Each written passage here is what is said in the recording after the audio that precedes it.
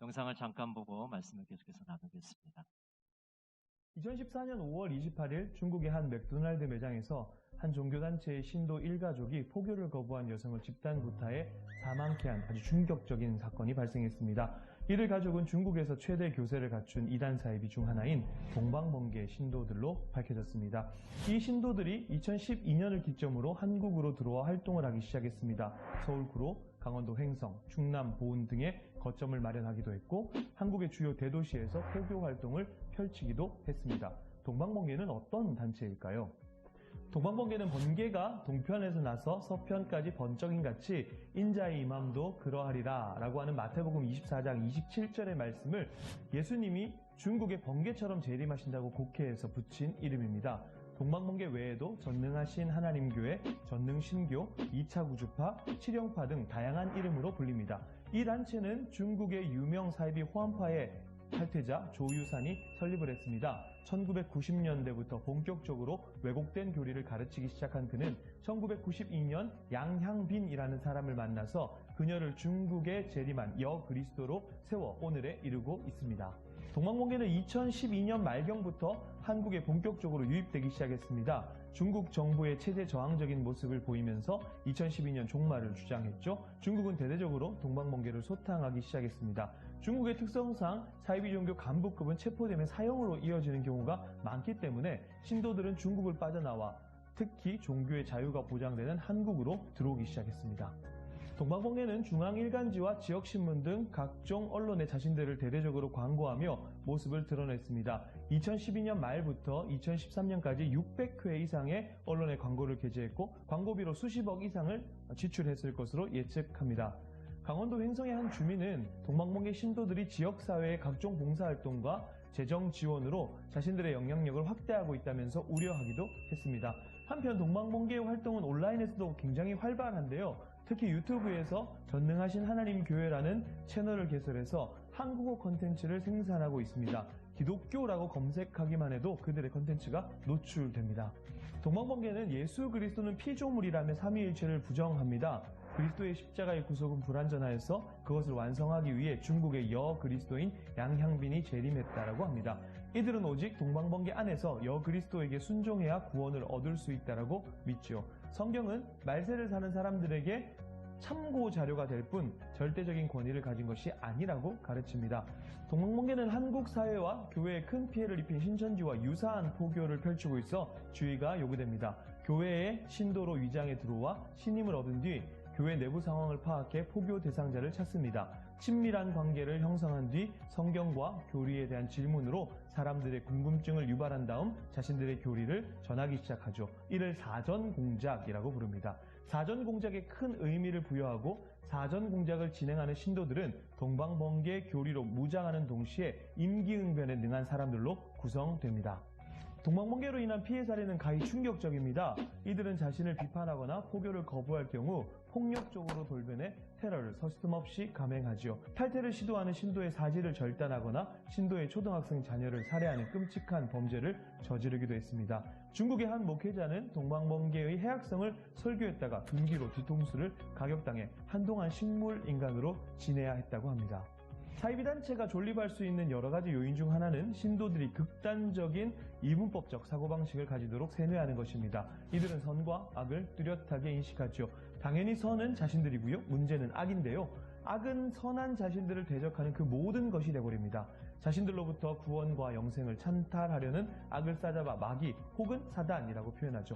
가족에게도 예외는 없습니다. 가족은 마귀에게 조종받고 있다라는 사고방식은 이혼, 가출로 이어지는 것이죠. 더 나아가 축사를 빙자한 폭행으로 목숨을 잃는 사례까지 발생하죠. 동방번개의 활동은 제2, 제3의 맥도날드 살인사건을 발생시킬 수 있는 잠재적 위험 요소입니다. 왜 정부가 나서서 동방번개의 문제를 해결해야 되는지 잘 보여주는 것이죠. 동방번개의 실체를 보여주는 영상을 보셨습니다. 최근 이단들의 활동이 심상치 않게 일어나고 있습니다. 온라인을 통해서 그리고 이 대면 활동을 통해서 지금 활발하게 포교를 하고 있는 것이죠. 이단들은 온라인에서 활개를 치고 있습니다. 맘카페라든지 또 당근마켓에서 자기들이 포섭할 사람들을 미리 파악을 한 이후에 치밀하게 접근을 하고 있습니다. 또 인스타그램을 통해서도 포교를 하고 있고요. 또 신천지 같은 경우에는 온라인에 이 채팅 앱을 만들어 놓고 이성들에게 다가가서 포교를 하기도 합니다. 또 대면 활동으로도 적극적으로 포교를 하고 있죠. 각종 설문조사와 심리검사를 명목으로 사람들에게 접근을 하고 있습니다. 여호와의 증인 같은 경우에는 이 손편지를 이용하고 있습니다. 요즘에 손편지를 쓰는 사람들이 거의 없잖아요. 그래서 이 불특정 다수에게 손편지를 보내서 아주 친근한 방법으로 그들에게 포교를 하고 있는 것이죠. 또 하나님의 교회 같은 경우에는 봉사활동을 통해서 이미지를 세탁하고 있습니다. 그래서 그들이 만든 대학생 봉사단을 적극적으로 홍보를 하고 있습니다. 또 신천지 같은 경우에는 벽화 봉사를 통해서 주민들의 호감을 얻으려는 그런 노력을 하고 있는 것이죠. 또 최근 일본에서는 끔찍한 사건이 있었습니다. 아베 전 총리가 살해되는 그런 사건이었죠. 우리는 이 사건을 통해서 일본의 통일교와 일본의 정치인들이 얼마나 깊은 유착 관계를 갖고 있는지를 비로소 알게 되었습니다. 여러분, 이렇게 이단들이 활개를 치고 있는 이런 상황 속에서 우리는 어떻게 대처해야 할까요? 우리 그리스도인들은 영들을 분별해야 합니다. 오늘 요한일서 4장 1절을 같이 한번 보겠습니다. 사랑하는 자들아, 영을 다 믿지 말고 오직 영들이 하나님께 속하였나 분별하라. 많은 거짓 선지자가 세상에 나왔습니다. 여러분, 어떤 사람이 나타나서 이것이 하나님의 메시지입니다, 이것이 하나님의 가르침입니다 라고 했을 때 우리는 그것을 무턱대고 받아들이는 것이 아니라 분별을 해야 합니다. 그 사람이 거짓 선지자인지 아닌지를 따져보아야 되는 것이죠. 지금 세상에는 거짓 선지자가 너무 많기 때문입니다. 거짓 선지자들은 인기가 많습니다. 사람들이 듣고 싶어하는 말을 들려주기 때문입니다. 감언 이설로 많은 사람들을 유혹하고 있습니다. 거짓 가르침으로 많은 사람들을 잘못된 길로 인도하고 있습니다. 이단적 가르침은 복음의 진리보다 세상 사람들에게 더 그럴듯하게 들려지기 때문입니다. 오늘 성경에서는 거짓 선지자들은 성육신을 부인한다라고 말씀하고 있습니다. 우리 요한일서 4장 3절을 같이 한번 볼까요? 예수를 시인하지 아니하는 영마다 하나님께 속한 것이 아니니 이것이 곧 적그리스도의 영이니라. 오리라 한 말을 너희가 들었거니와 지금 벌써 세상에 있느니라. 예수님을 하나님의 아들로 인정하지 않는 자들은 그리스도인이 아닙니다. 적그리스도는 예수님이 육체로 이 땅에 오심을 부인하는 자들이죠. 금방 영상에서 보셨듯이 자기의 동거녀를 여자 그리스도로 세워놓고 이 그리스도를 믿어야 구원받는다, 이렇게 엉터리 교리를 만들어 놓은 것이죠. 요한일서 4장 1절에 보면 영들을 분별하라고 말씀합니다. 여러분, 분별한다는 것은 테스트해보는 겁니다. 시험을 해보는 겁니다. 조사하고 검사하고 판별을 하는 것입니다. 이런 분별의 작업 없이는 우리는 함부로 믿을 수가 없는 것이죠. 이것이 하나님의 영인지 적그리스도의 영인지 분별해야 됩니다. 진리의 영과 미혹의 영을 분별해야 됩니다. 성령과 악령을 분별해야 합니다. 하나님께 속한 자와 세상에 속한 자를 분별해야 됩니다. 하나님께 속한 자는 하나님으로부터 났기 때문입니다. 우리 요한일서 4장 4절을 같이 보겠습니다. 자녀들아, 너희는 하나님께 속하였고 또 그들을 이기었나니 이는 너희 안에 계신 이가 세상에 있는 자보다 크심이라. 여러분, 하나님께 속한 자들, 우리 그리스도인들은 거짓 선지자들을 이깁니다. 그리고 앞으로도 계속해서 그들을 이겨 나갈 것입니다. 계시록 17장 14절은 이렇게 말씀합니다. 그들이 어린 양과 더불어 싸우려니와 어린 양은 만주의 주시오 만왕의 왕이시므로 그들을 이기실 터이요 또 그와 함께 있는 자들 곧 부르심을 받고 택하심을 받은 진실한 자들도 이기리로다. 여러분, 하나님은 사단보다 크신 분입니다. 하나님은 악의 세력을 정복하시는 분입니다. 하나님의 아들 예수 그리스도는 만주의 주시오 만왕의 왕이십니다. 예수님께서 악의 무리를 이기고 승리하셨기 때문에 예수 그리스도를 따르는 우리들도 승리할 줄로 믿습니다. 예수님이 승리하셨기 때문에 우리들이 승리하려는 그 확신을 가지고 우리는 살아가야 되는 것입니다. 우리는 실제로 진리의 영과 미혹의 영을 어떻게 분별할 수 있을까요? 다음 두 가지 질문을 우리가 하기를 원합니다. 첫 번째 질문은 이것이 주님에게서 왔는가 하는 질문입니다. 이 질문은 간단하지만 아주 강력한 그런 질문입니다. 우리가 영적인 체험을 하고 이것이 성령으로부터 왔는지 악령으로부터 왔는지 애매한 경우가 있어요. 그럴 때는 반드시 이런 질문을 해야 됩니다. 너는 누구에게서 왔느냐? 한번 따라해 보실까요? 너는 누구에게서 왔느냐? 그러면 대답해 주겠죠. 질문해야 됩니다. 질문하지 않으면 답을 얻을 수 없어요. 두 번째 질문은 성경과 일치하는가 하는 것입니다. 성경의 내용과 부합되느냐라는 것을 질문해야 됩니다. 여러분, 성경은요, 핵심적인 진리, 우리가 구원받는데 꼭 필요한 진리들을 말씀해 줍니다. 그런데 어떤 경우에는 그것이 자세하게 설명되지 않은 부분도 많아요. 그러니까 성경에서 자세하게 설명하지 않는 부분은 우리에게 더 이상 필요 없기 때문에 설명 안 하는 것이 성경이 부족해서 설명을 안 하는 것은 아닙니다. 그래서 누군가 나타나서 성경에도 나왔지 않는 내용들을 자세하게 설명을 하거나 시원하게 만약 해결을 해준다면 한 번쯤은 의심을 해봐야 됩니다. 왜냐하면 성경에 나오지도 않은 얘기를 자기가 떠벌리고 있기 때문에 그렇습니다. 그럴듯하게 말하고 있지만 사실 성경의 내용과 일치하지 않는 경우가 대부분이죠. 예를 들어서 이런 겁니다. 성경의 천사와 또는 사단에 대한 내용들을 성경에서 말씀하시는데 사실은 그렇게 깊이 있게 자세하게 설명하지는 않습니다. 우리 신앙생활에 필요한 만큼만 설명되어 있어요. 천사들의 계급이 어떤지, 사단의 계급이 어떤지 이런 것들은 나타나 있지 않습니다. 근데 누군가 나타나서 이런 성경에 또 있지 않은 내용들을 너무 자세하게 설명을 한다면 그것은 우리가 한 번쯤은 의심을 해보아야 되는 것이죠.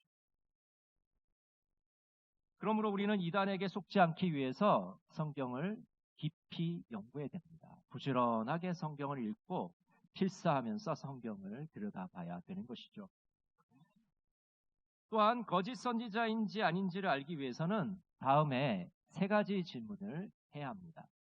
첫 번째 질문은 교회를 위해서 헌신하는가라는 질문을 해봐야 되는 것이죠. 사사기 5장 2절을 우리 같이 한번 읽어볼까요?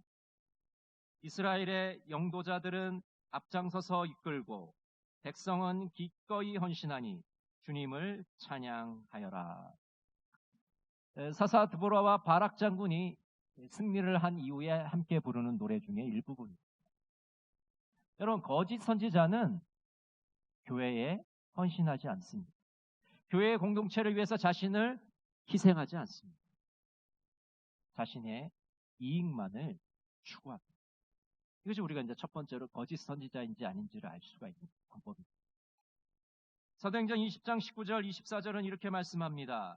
곧 모든 겸손과 눈물이며 유대인의 관계로 말미암아 당한 시험을 참고 주를 섬긴 것과 내가 달려갈 길과 주 예수께 받은 사명 곧 하나님의 은혜의 복음을 증언하는 일을 마치려 하면은 나의 생명조차 조금도 귀한 것으로 여기지 아니하노라.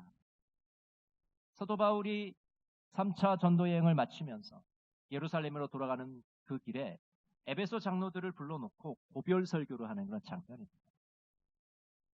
에베소를 세우며 에베소 교회를 위해서 얼마나 사도 바울이 진정으로 전심을 다해 헌신했는지를 보여주는 그런 말씀이죠. 여러분, 그러나 거짓 선지자는 교회를 위해서 헌신하지 않습니다. 두 번째 질문은 그리스도인다운 모습을 갖고 있는가 하라는 질문입니다. 요한일서 3장 23절 24절은 이렇게 말씀합니다. 그의 계명은 이것이니 곧 그의 아들 예수 그리스도의 이름을 믿고 그가 우리에게 주신 계명대로 서로 사랑할 것이니라. 그의 계명을 지키는 자는 주 안에 거하고 주는 그의 안에 거하시나니 우리에게 주신 성령으로 말미암아 그가 우리 안에 거하시는 줄을 우리가 아느니라. 거짓 선지자인지 아닌지를 알려면 그 사람이 그리스도인답게 살고 있는가를 질문해야 됩니다. 예수님을 믿고 있는지, 예수님의 말씀대로 살고 있는지, 또 예수님의 말씀대로 서로 사랑하고 있는지 그것을 우리는 물어봐야 되는 것이죠.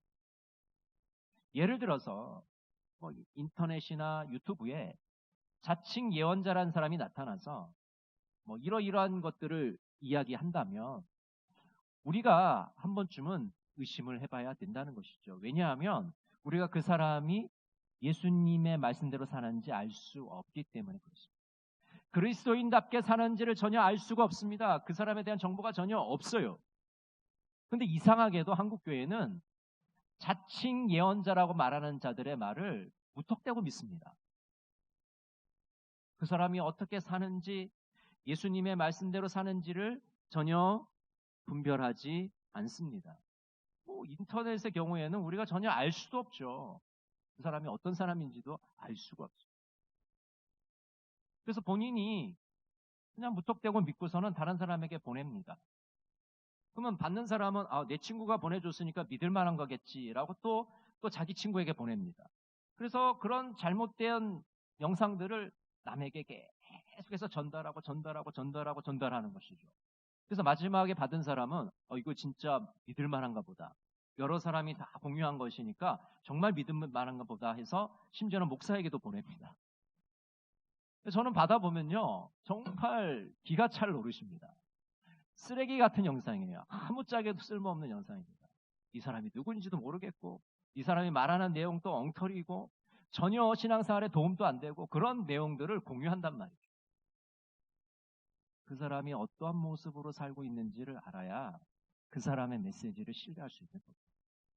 그 사람이 누군지도 모르고, 어떻게 사는지도 모르는데 어떻게 그 사람의 메시지를 우리가 신뢰합니까? 무슨 근거를? 조심해야 됩니다. 분별해야 됩니다. 자신이 그 사람이 어떻게 살고 있는지를 알고 그 사람이 누구인지를 아는 영상만을 공유해야 돼요. 내가 알지도 못하고 그 사람이 어떤 모습으로 살지도 모르는 그런 영상을 공유해서는 절대로 안 됩니다. 다른 사람의 신앙을 좀먹게 됩니다. 혼란에 빠뜨리게 되는 것입니다. 우리는 그들의 삶을 알지 못하기 때문입니다. 세 번째 질문은 사역의 열매가 있는가 하는 것입니다. 거짓 선지자들은 말은 그럴듯한데 삶의 열매가 없습니다. 우리 마태복음 7장 15절 16절을 같이 한번 읽어볼까요? 거짓 선지자들을 삼가라. 양의 옷을 입고 너희에게 나오나 속에는 노략질하는 일이라. 그의 열매로 그들을 알지니 가시나무에서 포도를 또는 엉겅퀴에서 무화과를 따겠느냐.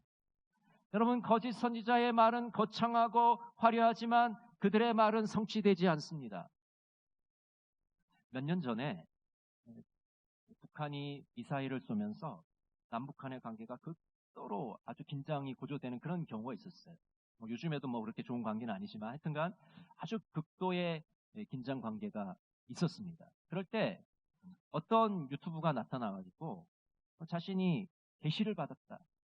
자칭 예언자라고 하면서 지금 이제 조만간 이 한반도가 불바다가 될 것이다. 그래서 우리는 피신을 해야 된다. 외국 어딘가에 피신을 해야 된다. 그렇게 주장을 하고 그 사람을 따라서 외국으로 실제로 피신한 사람들이 있었습니다. 결국 어떻게 되었습니까? 전쟁이 일어나지 않았어요. 거기 피신한 사람들은 돈도 잃고 가족들도 잃어버리고 패가 망신하게 되었습니다.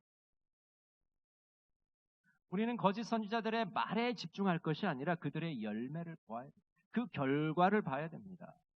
그 열매로 봐서 거짓 선지자인지 아닌지를 알 수 있는 것이죠.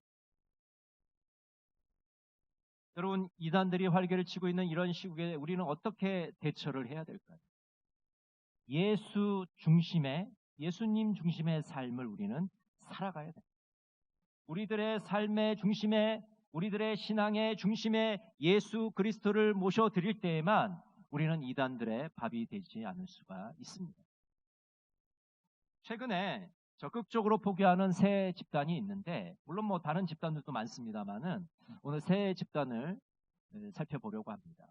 먼저 이제 우리가 앞에 영상에서 본 이 동방번개입니다. 이 동방번개는 전능신교라고도 불리기도 하는데 1990년 중국에서 시작된 사이비 이단입니다. 동방번개의 목적은 지상의 모든 교회를 정복해서 동방번개에 귀의하게 만드는 것입니다. 그리고 세상 모든 나라를 정복해서 모든 나라가 동방번개를 중심으로 하나 되게 하는 것이 그들의 목적입니다. 중국 정부가 동방번개를 사교 집단으로 규정하고 그들을 체포하기 시작하자 그들은 포교의 거점을 미국과 한국으로 옮기기 시작했습니다. 그래서 한국에 들어와서 활발하게 활동을 하고 있는 것이죠. 이들은 삼위일체를 부인하고 예수님이 피조물에 불과하다고 주장합니다.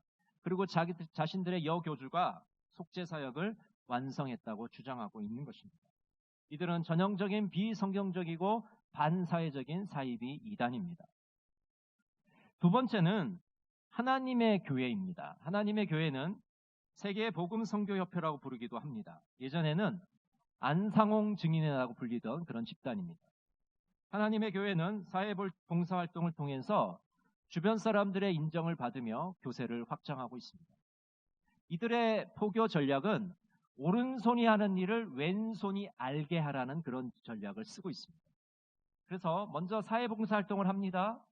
그리고 그 자료를 신문사에 보냅니다. 그래서 신문에 게재하도록 만들어요. 그래서 그 기사를 가지고 다시 지역 자치단체나 경찰서를 찾아갑니다. 그래서 그들에게 표창을 요구합니다. 여러분, 지자체나 경찰서는 지금 이 봉사활동을 했기 때문에 신문에도 났기 때문에 믿고 표창장을 줘요. 안 줄 이유가 없잖아요.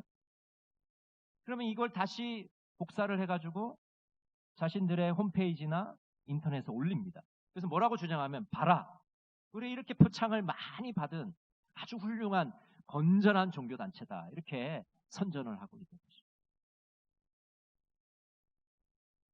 사회봉사활동을 통해서 자신들의 이단 이미지를 세탁하고 있는 겁니다.